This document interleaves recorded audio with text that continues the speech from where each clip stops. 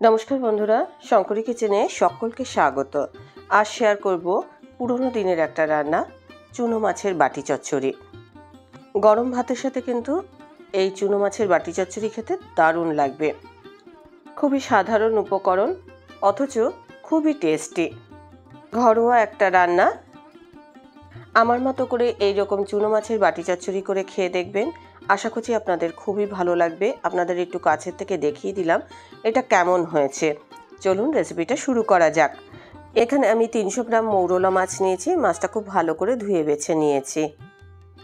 মাছটা তো আমার পরিষ্কার করা আছে। আমি রান্নাটাতে একটা আলু ব্যবহার করব। একটা গ্রেটারের মোটা দিকের যে অংশটা, সেই অংশটা দিয়ে আমি একটা আলুকে গ্রেট করে নিয়েছি। রান্নাটাতে আলু দিতেও পারেন, নাও দিতে পারেন। আলু দিলে রান্নাটা বেশ ভালোও লাগবে। মাছটা তো পরিষ্কারই আছে। এর মধ্যে আমি স্বাদ মতো নুন দিয়ে দিলাম। এবার দিয়ে দিচ্ছি হাফ চা চামচ হলুদ গুঁড়ো, হাফ চা চামচ লঙ্কার গুঁড়ো, 2 চা চামচ সর্ষে বাটা। রান্নাটাতে সর্ষে বাটা দিয়ে করলে খেতে বেশ ভালো লাগবে। আমি গুঁড়ো লঙ্কা অল্প পরিমাণে ব্যবহার করেছি, আর কাঁচা লঙ্কা আমি 1 চা চামচ এর মধ্যে দিয়ে দিলাম। সঙ্গে দিচ্ছি একটা পেঁয়াজের কুচি। পেঁয়াজটাও আমি একটুখানি ছাড়িয়ে দিলাম, কারণ আমি মাছের সঙ্গে যখন মাখাবো তখন কিন্তু খুব আলতো হাতে এই মাছটা মাখাতে হবে। সেই জন্য এগুলোকে একটু ছাড়িয়ে ছাড়িয়ে আমি দিয়েছি। সঙ্গে ঝিরিঝিরি করে কেটে রাখা আলু দিলাম। আলু এরকম ঝিরিঝিরি করে দিলে সেদ্ধটা ভালো হবে। তেলের পরিমাণ এখানে বেশ অনেকটাই দিতে হবে। এখানে আমি 4 থেকে 5 চা চামচ সর্ষের তেল দিয়েছি। খুব আলতো হাতে মাখিয়ে নিয়েছি। তেলের পরিমাণ কম দিলে এই রান্না খেতে ভালো লাগবে না, তাই তেলের পরিমাণটা একটু বুঝে ব্যবহার করবেন, কেননা এটা কাঁচা মাখানো হচ্ছে। আর মাছটা খুব আলতো হাতে মাখাতে হবে, না হলে কিন্তু মাছটা প্রথমেই গুঁড়ো গুঁড়ো হয়ে যাবে। সেই জন্য খুব আলতো হাতে সব উপকরণ আমি মাখিয়ে নিলাম। মশলার বাটি ধোয়া জল আমি দিয়ে দিচ্ছি, যাতে মাছ আলু এগুলো খুব ভালোভাবে সেদ্ধ হয়ে যায়। যেহেতু এটা বাটি চচ্চড়ি, তাই আমি একটা অ্যালুমিনিয়ামের বাটির মধ্যেই সব কিছু মাখিয়ে নিলাম। এই বাটিতেই আমি রান্না করব।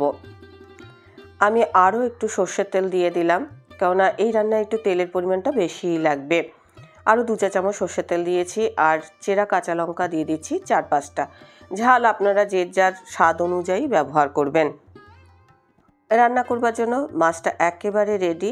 এবার আমি চাপা দিয়ে মাছটা কম আঁচে রান্না করব। মাছটা রান্না হতে মোটামুটি আপনাদের 15 থেকে 20 মিনিট সময় লাগবে। তার কারণ একদম কম আঁচে রান্নাটা করতে হবে, আর নাড়াচাড়া করা যাবে না।